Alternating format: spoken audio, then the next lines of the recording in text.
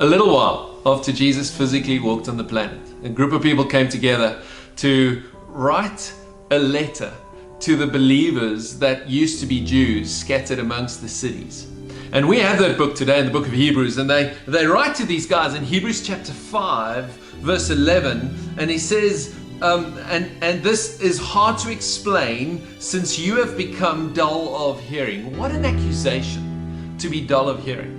But I don't know about you, but I've felt at times as if I'm dull of hearing, struggling to hear what is the next step, what does God want me to do, where does God want me to go?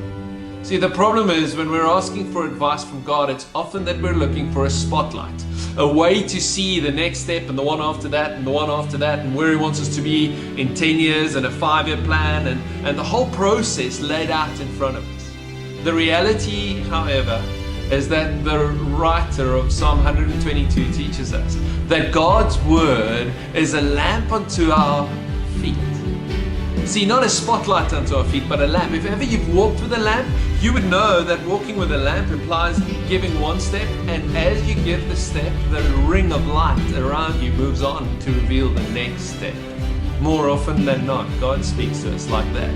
It's as we obey the first step that He gives us the next step.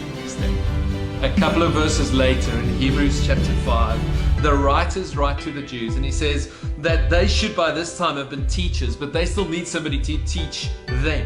And they should be partaking of solid food, but they still need milk. And then in verse 14 he says this, he says, solid food belongs to those who are of full age, who are mature.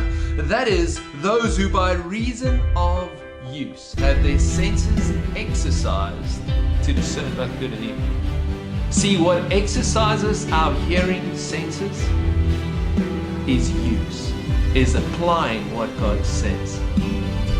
What things are there in your life that you can take a next step on today and do those things? Because I know that as we respond in faith and we use the little bits and pieces that God shows us, He shows us